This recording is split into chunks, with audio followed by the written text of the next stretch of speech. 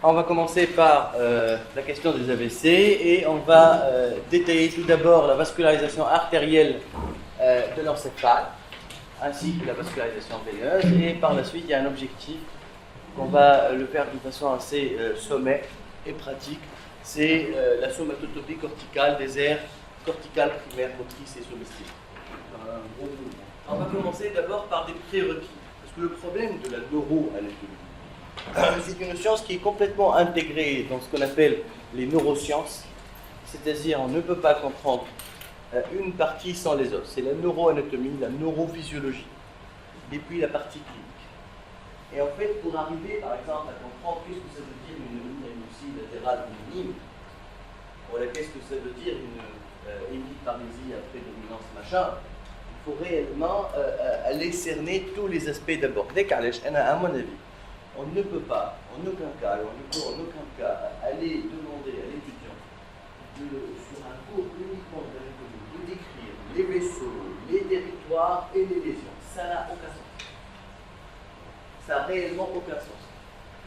Le but de ce cours, c'est de décrire sommairement les vaisseaux.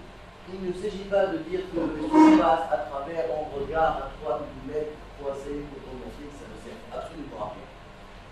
Le but, c'est de connaître les vaisseaux et les territoires grossiers.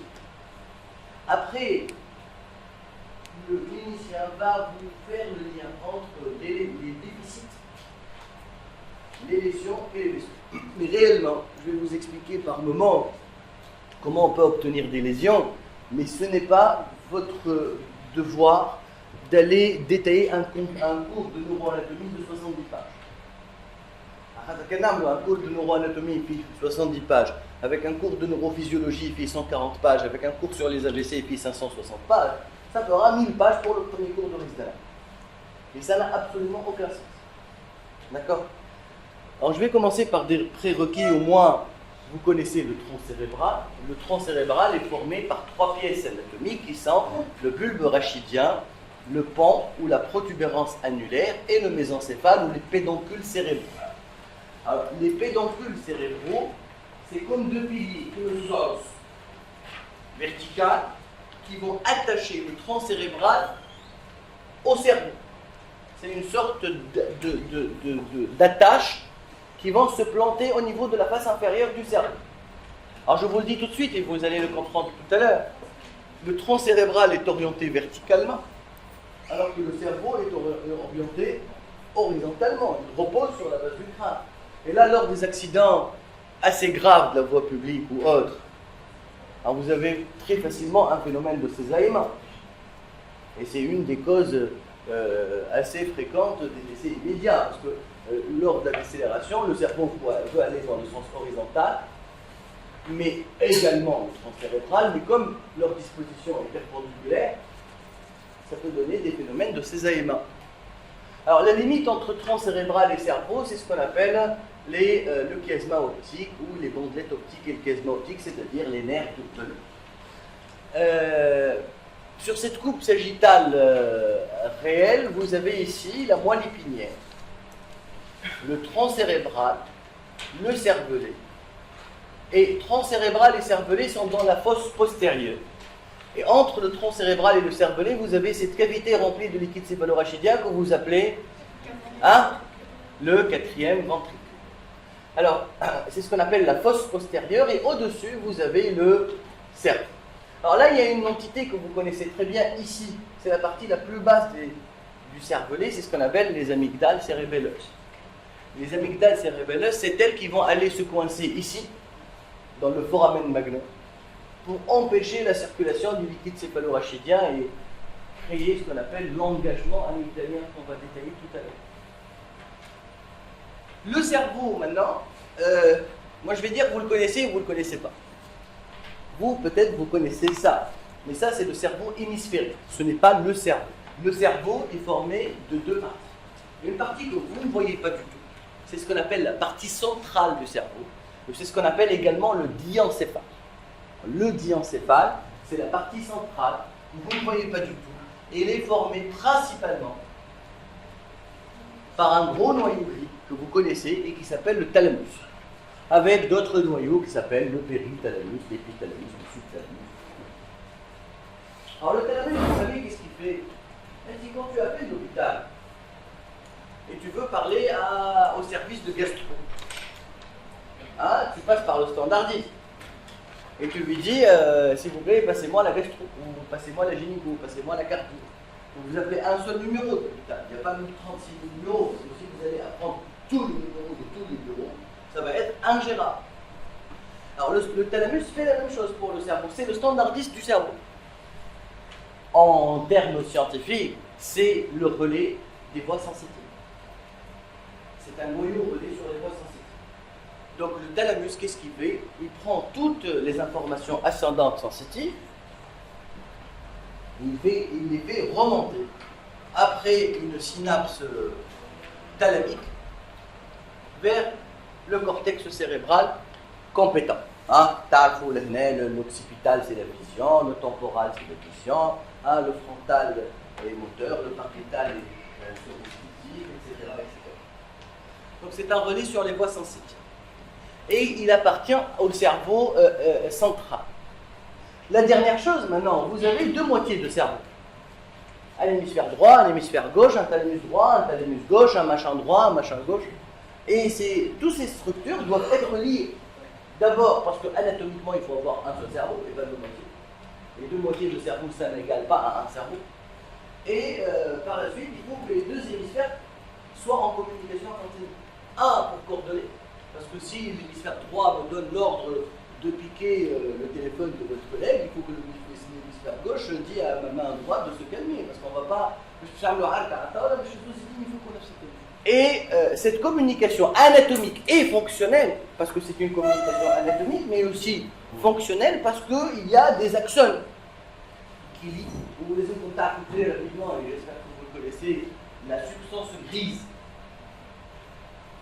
C'est les neurones, et la substance blanche, c'est les axones. La substance blanche ne contient pas de neurones, c'est juste des axones myélinisés, des neurones qui assurent les liaisons. Alors ces liaisons, on les appelle les commissures blanches.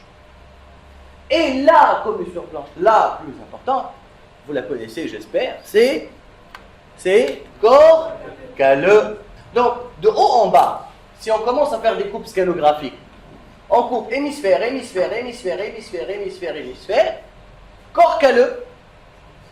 Par la suite, il y a le fornix et la commissure antérieure qui appartiennent aux commissures. Bon, le plus important, c'est le corps calleux.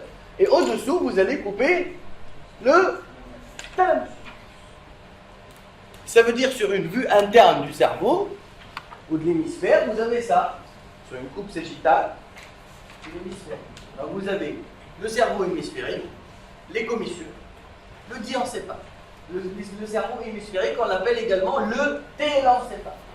Le télencéphale. Diencéphale, c'est central, télencéphale, c'est périphérique. Alors, cerveau hémisphérique, thalamus, corps calleux. Alors là, c'est une dissection aussi. Regardez, là, vous avez le cerveau hémisphérique. Regardez bien, c'est le même principe qu'ici. Regardez l'orientation du tronc cérébral, l'orientation du cerveau. Et là, vous avez le cerveau hémisphérique, le corps calleux, qui est de la substance blanche. Là, c'est ce qu'on appelle le fornix, c'est une substance commissurale aussi. Et là, vous avez le thalamus. Autrement dit, le thalamus repose sur quoi? Immédiatement sur le mésencéphale ou les pédoncules cérébraux. C'est-à-dire en vue de face, même si ce n'est pas la vraie réalité, ça donne ça. Regardez, tronc cérébral avec bulbe pont mésencéphale et juste au-dessus, vous avez les deux thalamus. Plusieurs de thalamus, c'est thalamus. D'accord? Et qu'est-ce que je vais avoir juste au-dessus des thalamus? Le corps calleux ici. Alors si vous voulez, je peux finir par schématiser les deux hémisphères comme ça. Bon, mais là, hein? Vous avez compris maintenant?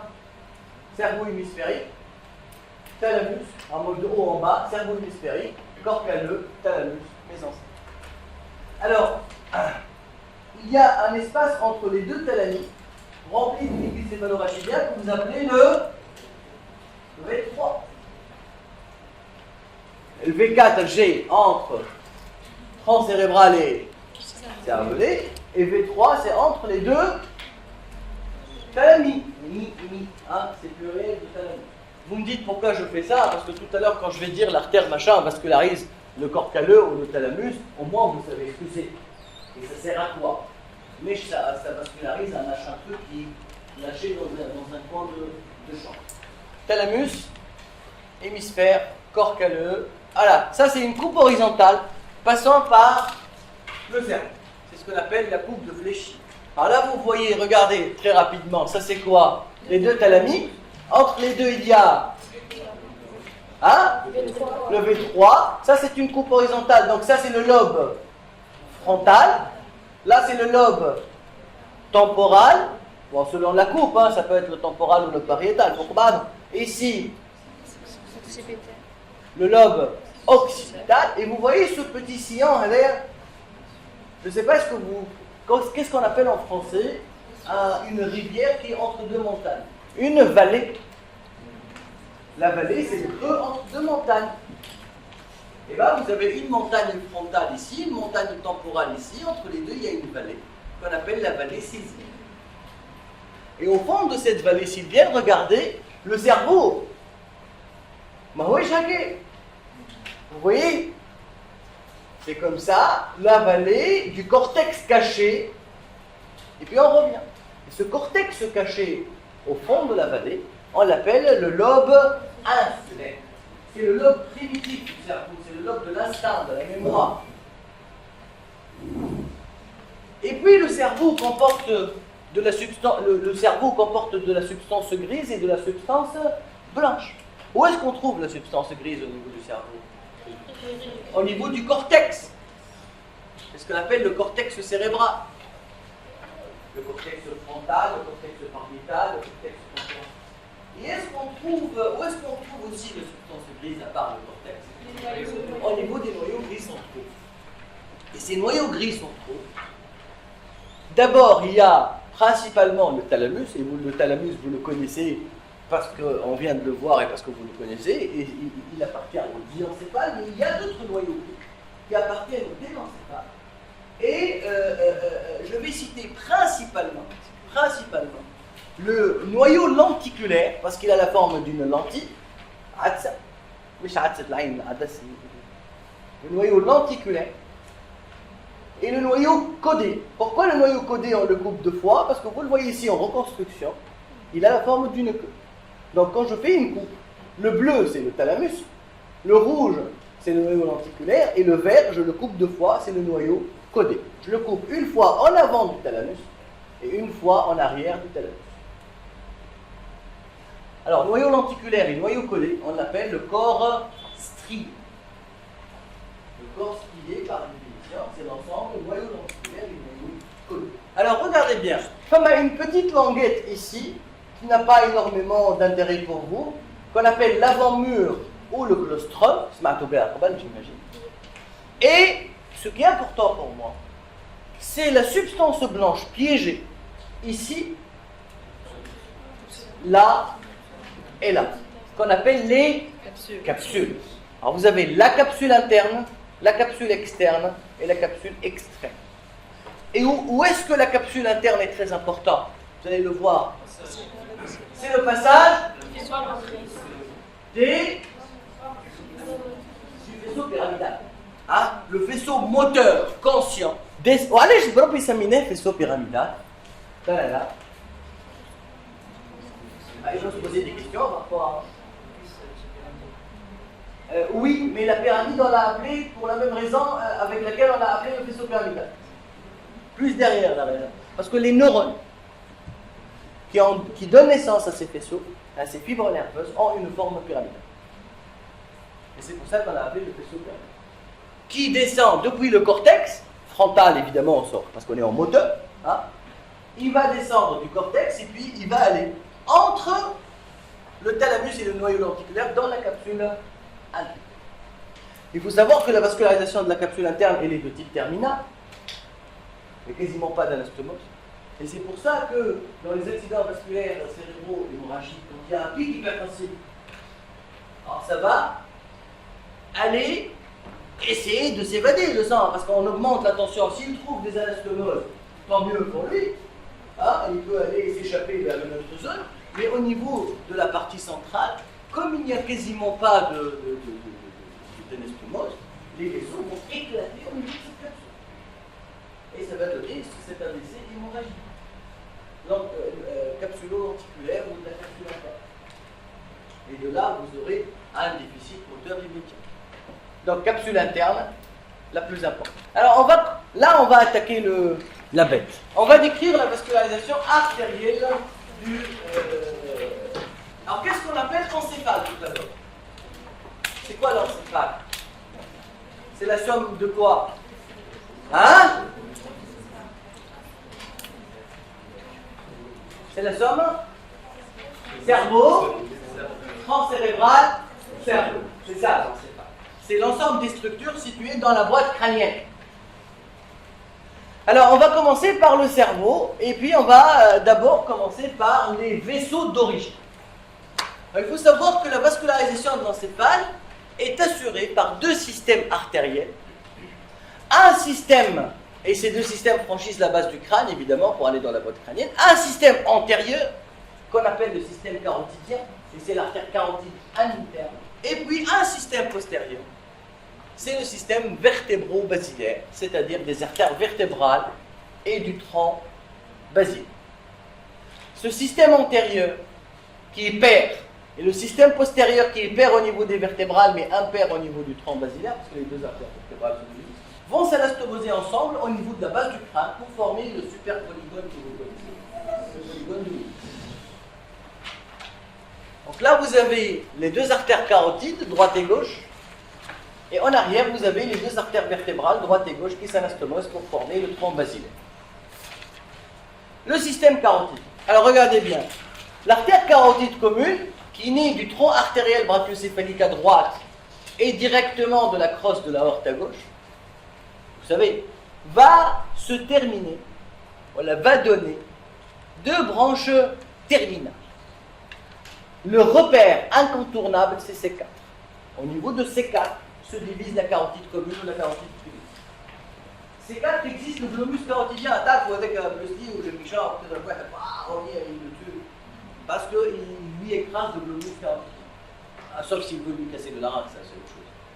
Mais en écrasant, en massant le globus carotidien, c'est une zone qui comporte beaucoup de barorécepteurs. Hein? Et c'est une zone qui module la tension artérielle. Et en massant ici, on peut faire baisser la pression artérielle. Le jeu du foulard, quelque part, pour les enfants, et il faut vraiment faire attention aux enfants, parce que quand ils appellent ce jeu sur Internet, ils commencent à serrer, pour faire ce qu'on appelle l'expérience de mort imminente. Et s'ils continuent sur le glomus, ils vont faire une chute très brutale de la tension artérielle. Et cette artère carotide va donner deux branches terminales, la carotide. Je l'ai dit, l'externe ou l'interne? Allez, chez l'externe. Ah. Je viens le dire, on dit externe, allez. Parce que l'appellation des artères carotides n'est pas relative par rapport à leur position, mais par rapport à leur destination. L'artère carotide externe est en dedans. Mais elle est externe parce qu'elle vascularise l'extérieur de la boîte crânienne, c'est-à-dire la face et le cou. Et l'artère carotide interne, elle est en dehors, mais on l'a appelée carotide interne parce qu'elle va aller à l'intérieur du boîte crânienne, donc vers le cerveau. Alors cette artère carotide a certes un trajet cervical, vertical, qu'on vient de voir, head.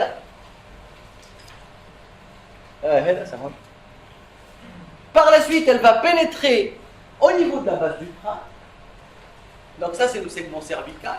Par la suite, elle va traverser la base du crâne pour aller à l'intérieur du rocher, c'est-à-dire du rocher de l'os temporel.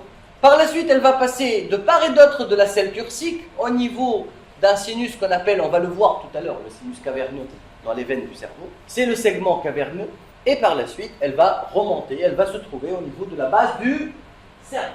Donc vous voyez, elle fait un trajet quand même un peu donc, une sahloha, je peux te faire un segment dans le cou, un segment qui va traverser la base du crâne en traversant le rocher, par la suite aller de part et d'autre de la selle turcique dans le sinus caverneux et par la suite se trouver au niveau de la base du cerveau. Cette artère cérébrale, carotide interne, regardez le segment cervical et par la suite elle est dans le rocher et puis de part et d'autre de la selle turcique jusqu'à ce qu'elle arrive à la base du cerveau. Ça c'est le segment cervical. Regardez ici par transparence. J'ai l'autre, c'est une vue supérieure. Elle va remonter, elle va traverser. Vous voyez le rocher, il est là, je l'ai mis en transparent. Donc elle va traverser le rocher, elle va passer de part et d'autre de la selle turcique et elle va se trouver au niveau de la base du crâne. Et là c'est super, je trouve ça c'est une coupe frontale très, très débile, mais elle est très intéressante. Là vous avez la selle turcique. Ah, elle. Et au-dessus de la selle turcique, vous avez quoi? L'hypophyse. Et de part et d'autre de la selle turcique et de l'hypophyse, la seule faute de ce schéma, c'est que ça c'est rouge, ça aurait dû être bleu. C'est du sang veineux du sinus caverneux. Et dans le sinus caverneux passe l'artère carotide interne. Surtout, elle traverse le sinus caverneux. Elle traverse ce lac veineux, l'artère carotide interne. Vous avez compris? Donc l'artère carotide interne est une artère qui passe de part et d'autre de la selle turcique en passant au sein du sinus caverneux. D'accord? Et puis il y a d'autres nerfs qu'on va voir tout à l'heure aussi. Et on va voir s'il y a une thrombose de ce sinus caverneux. C'est une pathologie de ce sinus caverneux. Il y a une infection ou des germes qui passent dans ce sinus caverneux. Quels sont les nerfs qui vont en payer la facture aussi? Parce qu'il se trouve juste à côté de là. Dedans, je me l'ai. Cette artère, alors c'est quoi cette vue Hasbray? À peu près c'est quoi? Mickey c'est le tronc cérébral, hein, toujours. Hein. Donc c'est une vue inférieure. C'est très simple. Le cerveau est comme ça, le tronc cérébral est comme ça. Vous coupez et vous regardez par en bas. Parce que quand vous coupez les deux pédoncules cérébraux. Ou le pont. Et ça donne cette image de Mickey. C'est une coupe un peu zoomée, c'est vrai. Alors là, le lobe frontal est là, le lobe temporal est ici, l'occipital est là. Vous avez compris? Non? Un peu? Ah, tout simplement, vous allez faire ça. Le cerveau est posé sur la base du crâne. Vous allez le soulever et vous avez coupé le tronc cérébral. Ce que vous voyez maintenant, quand j'ai fait ça et ça, c'est ce qui existe ici. D'accord? Alors, en faisant cette coupe, qu'est-ce qu'on voit? On voit d'abord ici les deux artères carotide interne, et en arrière, vous voyez le tronc basilaire. Alors, ces carotides internes vont donner des branches.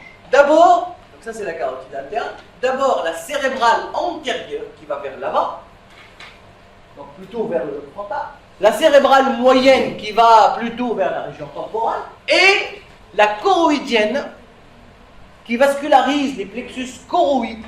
Et les plexus choroïdes, c'est eux qui vont secréter ou synthétiser le cyclorachidienne. Ces trois branches, ce sont des branches terminales. Elles donnent également une communicante qui s'appelle la communicante postérieure. Juste un petit truc, je ne sais pas, rouge. Sauf tout le rouge foncé, le cercle ou c'est toujours l'artère carotide interne. Vous voyez, c'est comme si comme l'artère cérébrale moyenne continue le trajet de la carotide interne, ça fait Georges. Vous avez compris? Immédiatement. Vous voyez ce que je veux dire? Ah, bien. Ces trois branches, ce sont des branches terminales. Il existe une branche qui va être importante, parce qu'on va la voir tout à l'heure, qui va faire communiquer la carotide interne avec la cérébrale postérieure. C'est ce qu'on appelle la communicante postérieure. Mais je ne vais pas la comptabiliser ni en tant que collatérale, ni en tant que terminale, c'est une communicante. Deux branches collatérales qui sont l'artère ophtalmique et l'artère hypophysique. Donc vous avez trois terminales, une communicante et deux collatérales. Les trois terminales sont la cérébrale antérieure, la cérébrale moyenne et la choroïdienne. Une communicante postérieure et deux collatérales, l'ophtalmique et l'hypophyse. D'accord? Alors cette artère carotide interne, juste une application clinique très rapidement. Cette artère carotide interne, regardez-le. L'artère carotide commune, regardez-la, et puis l'artère carotide interne. Et ça, c'est l'artère carotide externe. Vous comprenez très rapidement que l'artère carotide interne continue le trajet de la carotide caudine. Donc la migration d'embole est plus facile qu'au niveau de la carotide externe. Donc l'artère carotide interne est propice aux migrations d'embole depuis la carotide. Le système vertébro-basilaire, ou le système postérieur, naît des artères vertébrales. D'où est-ce qu'elles vont venir, les artères vertébrales? Des artères sous-flavières. Et celui qui dit que le cerveau est vascularisé par les carotides uniquement se trompe réellement. Le cerveau, l'encéphale, est vascularisé, sont vascularisés par les carotides et les sous-flavières.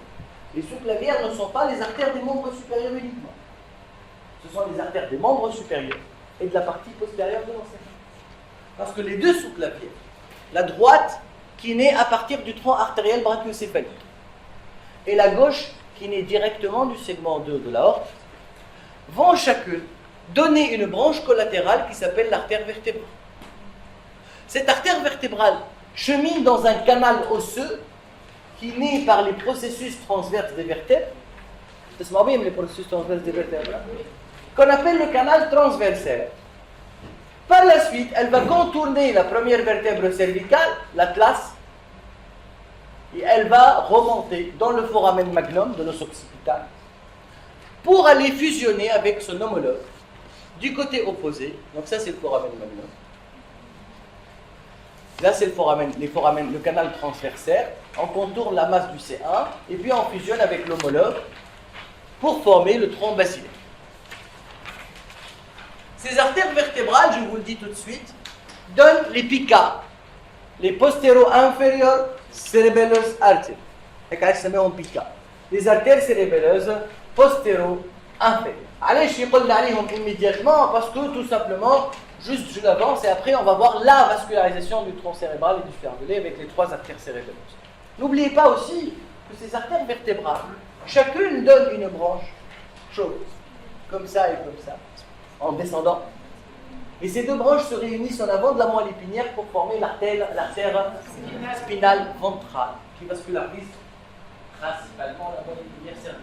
Alors là, c'est quoi, vertébrale, tronc basilaire, maintenant, le tronc basilaire se termine par les artères cérébrales postérieures. Regardez cette belle dissection. Elle a été faite par Sinusuddin Ntesi, qui s'intéresse énormément à la neurologie. Donc les deux artères vertébrales droite et gauche, le tronc basilaire et les artères cérébrales postérieures. Voici les PICA. Alors le tronc basilaire monte au niveau de quoi? Au niveau de la face antérieure du pont, dans une gouttière qu'on appelle la gouttière basilaire. Alors le tronc basilaire monte sur la face antérieure du pont, à la gouttière basilaire, et il va se terminer au niveau du sillon ponto-mésencéphalique ou ponto-pédon. Au niveau du sillon ponto-pédonculaire ou ponto-mésencéphalique, ici, tronc basilaire, qui provient des artères vertébrales. Les artères vertébrales vont donner l'artère spinale ventrale. Et là, le tronc basilaire, dans ce sillon-là, ponto-pédonculaire, la ponto-mésencéphalique va donner les artères cérébrales postérieures. Au cours de son trajet, le tronc basilaire va donner également les artères cérébelleuses antéro-inférieures, les AIK, antéro-inférieures cérébelleuses artères, et va donner les artères cérébelleuses supérieures. Donc, trois artères cérébelleuses supérieures, AIK, PICA. Il n'y a que les PICA qui naissent des vertébrales, alors que les AIK et les supérieures naissent du tronc basilaire. Et puis, ça va donner également des artères pontiques pour le pont, pour la protubérance annulaire du tronc cérébral. Alors regardez un peu d'application clinique. L'ischémie ou l'obstruction de l'artère vertébrale peut être favorisée par des conditions anatomiques propices à l'obstruction, à l'occlusion de ces artères. D'abord, la première cause ou facteur favorisant, c'est le trajet oblique depuis les artères sous-clavières. Ce trajet oblique est favorisant aux turbulences. Par la suite, le trajet intraosseux dans les foramen transversaires. Et en cas d'arthrose, vont se former des conflits entre les artères et l'os. favorisant aussi la formation de thrombine.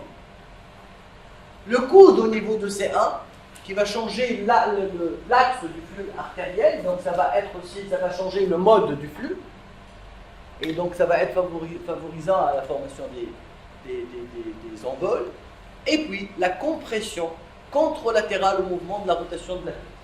Allez, parce que tout simplement, vous avez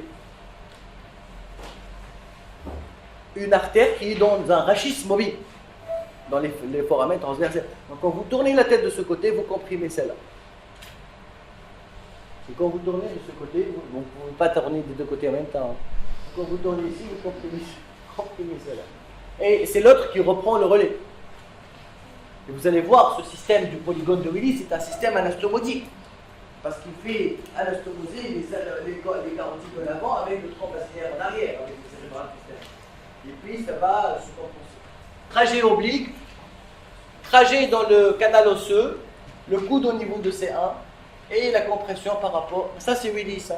Alors Willis, qu'est-ce qu'il a dit? Il a dit qu'il existe un système d'anastomose unifiant les systèmes antérieurs, c'est-à-dire les carotides, et le système postérieur, c'est-à-dire le tronc basilaire. Ce système est situé au niveau de la face inférieure du cerveau. Et il permet, en cas de sténose, de compenser les zones touchées par l'insuffisance d'une artère ou d'une autre. Vous avez les deux carotides en avant et le tronc basilaire en arrière. Évidemment, le tronc basilaire avec le cérébral postérieur. Et puis, ces systèmes vont communiquer. D'accord? Donc, il faut admettre que au-dessous de ce polygone, on a jusqu'à ce polygone, quand il y a cette artère qui est bouchée, le flux peut être compensé comme ça. D'accord? Quand il y a une cérébrale postérieure, pas une cérébrale postérieure à ce niveau, ou une vertébrale ici, ça peut se compenser par là.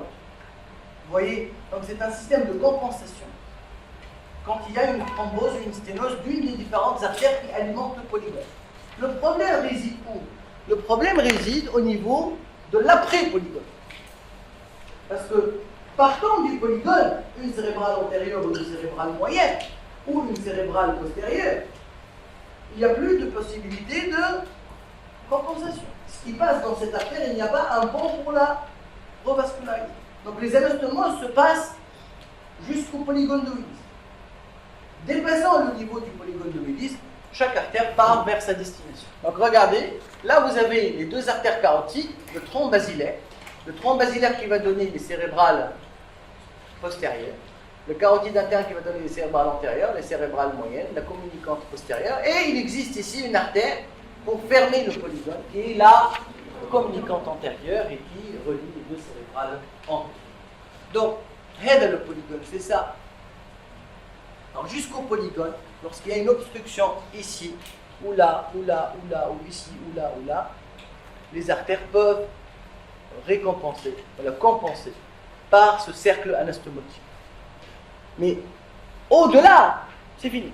Alors au-delà du polygone de Willis, les vaisseaux sont de type terminal, donc l'atteinte est aiguë. C'est pour ça que quand vous faites par exemple une écho-Doppler des troncs supraortiques et des carotides pour programmer une chirurgie ou autre, vous trouvez par exemple une carotide qui est sténosée à 60% à droite et 40% à gauche, mais le malade va bien. Ou vous trouvez une carotide à 80% et l'autre qui est à 10% uniquement, mais le malade va bien. Parce qu'en fait, jusqu'au polygone de Willis, les pressions artérielles s'équilibrent, le flux s'équilibre. L'artère sténosée alimente moins, l'artère qui va bien alimente plus. Et au-delà, au niveau des branches terminales, quand on va vers notre destination au niveau du cortex cérébral, la vascularisation est de type terminal, donc lorsqu'il y a une thrombose, l'atteinte s'exprime immédiatement. L'atteinte est aiguë. Alors c'est vrai qu'au niveau cortical, il y a quelques petites anastomoses capillaires, mais elles ne peuvent pas prendre en charge un territoire nerveux. Donc on considère toujours que c'est terminé. Histologiquement, il y a des anastomoses, elles sont réellement pas fonctionnelles. Et alors là, les branches profondes ne sont pas du tout anastomosées. هيك علاش un infarctus du noyau thalamique وإلا de la capsule interne ولا du noyau lenticulaire est immédiatement symptomatique. Alors le polygone de Willis, comme c'est une zone de changement de flux, de changement de la direction du flux sanguin, regardez, le sang monte par les carotides, par le tronc basilaire, et puis il va tourner comme ça, dans le polygone de Willis, et puis il va aller comme ça. Donc c'est complètement une zone de changement de flux. Donc, c'est une zone propice à la formation des anévrismes. Parce qu'on change le flux, on tape sur la paroi du vaisseau, on change le flux, on tape sur la paroi du vaisseau, et ça va finir par faire un phénomène d'érosion. Donc c'est une zone propice à la formation des anévrismes. Il faut savoir que moins que 40% des individus ont un polygone complet. Mais ce n'est pas grave. Pour avoir le polygone, il n'est pas du tout, comme il y a un peu moins que la moitié des gens qui sont dans la salle. Les autres, ils ont ceux qui n'ont pas de communicante postérieure, sont ceux qui ont une seule communicante postérieure, ceux qui n'ont pas de machin truc, ceux qui ont, etc. Et toutes les variations existent. Mais ça ne pose pas de problème, parce que il y a toujours ces élastomoses entre les différentes classes. Il y a toujours un chemin pour passer. Et quand vous faites une angiou IRM, ou vous faites un angioscale cérébral, il ne faut pas être surpris si vous ne voyez pas une communicante postérieure ou une communicante antérieure. Ça ne veut pas dire systématiquement qu'il y a des trombones.